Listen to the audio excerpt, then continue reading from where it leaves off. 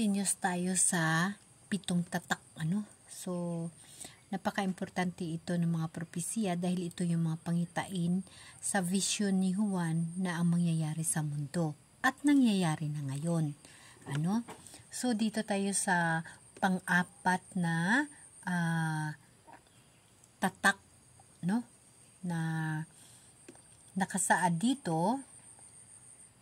Sinira ng kordero ang pang-apat na tatak at narinig kong sinabi ng pang-apat na nilalang na buhay, halika. Ang nakikita ko na may isang kabayong maputla ang kulay, ang pangalan niya ng sakay nito ay kamatayan at kabuntot niya ang Hades. Hades, impyerno yan. At binigyan siya ng kapangyarihan na sa ikaapat na bahagi ng lupa upang pumatay sa pamagitan ng tabak, tagutom, salot, at mabangis na hayop.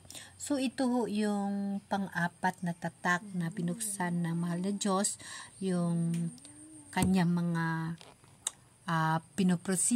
propesya sa vision ni Juan. So pinapakita sa atin na yun ho yung mangyayari, yun ho yung pang-apat. So nandito na nagsimula ang tinatawag na mga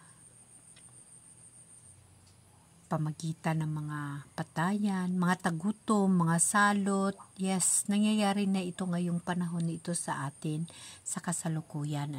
So yung pang-apat, yun ang papahiwatig sa pangitain ni Juan na ang ikaapat na bahagi ng lupa ay pumatay, or yung ikaapat na bahagi ng lupa kumbaga ma-destroy or masisira.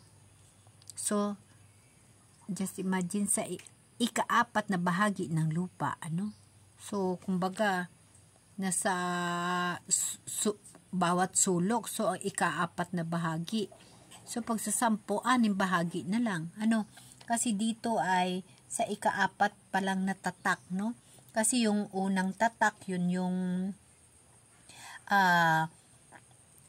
gera, away, Tapos yung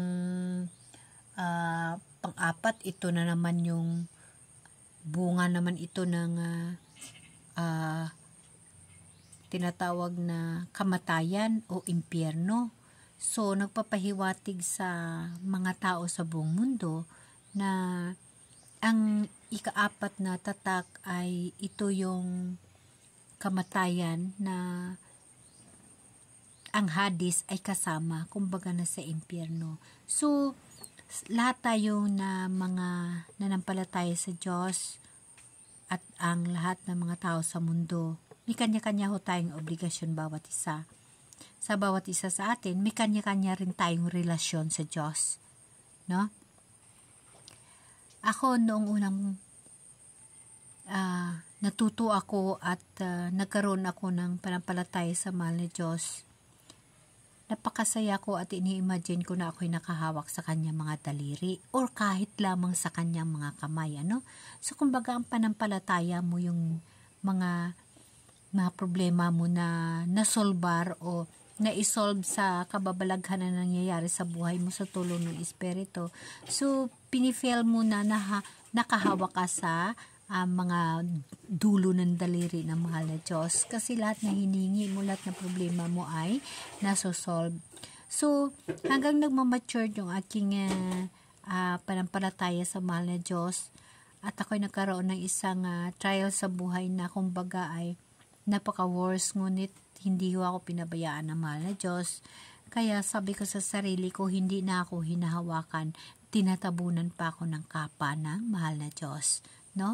So, for now, sa ganitong edad ko at sa sitwasyon ko na kumbaga napaka-bless para sa akin na kung saan pa na ako'y mayroong karamdaman, doon ako nagkaroon ng tamang oras sa mahal na Diyos. Kasi ananampalataya at ang magiging iglesia ni Kristo, magiging kasama ni Jesus Christ, ikaw yung katawan at si Jesus yung ulo, yung relasyon mo sa mahal na Diyos, kung ano kalapit at kung ano kadikit. So sinasabi ko na noon, tuwang-tuwa na ako, masaya na ako pag lahat ng problema ko ay nasusolve, na feeling ko nakahawak ako sa dulo ng daliri ng mahal na Diyos.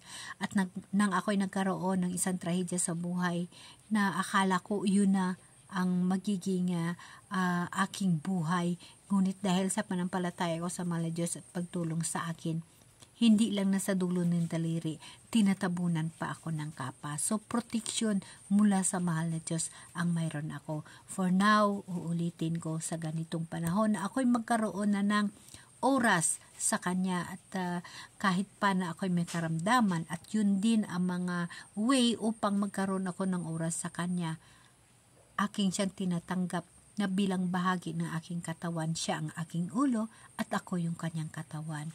Ito ang magiging buhay ko na ilalaan sa inalalabi kong buhay dito sa mundo. Yung lakas ko, yung lahat na magagawa ko para sa mahal na Diyos ay aking gagawin. Para sa Kanya, siya yung aking ulo at ako yung Kanyang katawan.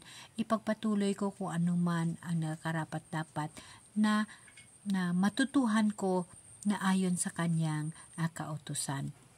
So, sa tatak na ika-4 na ito, dito na nakasalalay yung ating mga kaluluwa. Nandito ang kamatayan at ang impyerno. Guys, sa buhay natin, kailangan nating pumili. Gusto mo bang mabuhay na walang hanggan o gusto mo ba ay mawala ka ng lubusan sa mundo? Nasa sayo ang pagdesisyon. Ako, nakikishare lang sa iyo ng dapat nating gagawin. Kung gusto mong buhay na walang hanggan, manampalataya ka at magtiwala sa Diyos. Dahil ang Diyos nasa sayo, huwag mo nang antayin na lilipad pa ang mahal na Diyos na pupunta dito at maging tao muli. Huwag mo na antayin na sasakay ang mahal na Diyos sa kung ano-anong kabayo para magpakita sa iyo. Ang mahal na Diyos nandito na, nandyan ho sa iyo, nasa Espiritu Santo na iniwan ng mahal na Diyos na si Ginoong Hesukristo, ang Diyos. Ang Espiritu na sa iyo, ang Diyos na sa iyo, nasa puso mo. Bawat isa sa atin, nandito sa atin ang Diyos. Nasa puso natin ang mahal na Diyos. Kaya nga, bawat isa sa atin, may obligasyon sa kapwa natin. At ang regalo ng Diyos, ang mata, ang tainga, ang puso, ang pakiramdam at ang pag-iisip, mula ho yun lahat sa Diyos. So, dapat gagamitin natin na kaaya-aya para sa mata ng Diyos, para ho sa buhay na walang hanggan. Sa tatak ng pang-4, nandito ang kamatayan at ang impyerno. Guys, kung ano man ang mahinatnan ng ating mga kaluluwa, mas pipiliin natin ang buhay na walang hanggan kasama ang Diyos. Dahil doon, maranasan natin ang hindi natin naranasan na kaluwalhatian at kaligayahan sa piling ng mahal na Diyos. Kasi guys, dito sa mundo, hindi ka pa ba nagsasawa sa mga naranasan mo araw-araw, sa mga problema araw-araw, sa mga nangyayari araw-araw, sa kahirapan araw-araw? Hindi ka pa ba nagsasawa niyan? Kaya dapat guys, mithiin mo ang mabuhay na walang hanggan. Ang mabuhay na walang hanggan kasama ang Diyos. Kalimutan mo na yung mga nangyayari sa buhay mo. Ituon mo na yung isip at puso mo sa mahal na Diyos upang sa buhay na walang hanggan, yung hindi natin natikman dito sa mundong ibabaw na puno ng pighati, puno ng kahirapan, puno ng panaghoy, paghihinagpis. Mitiin natin ang buhay na walang hanggan kasama ang Diyos na puno ng kaligayahan. Amen? Amen.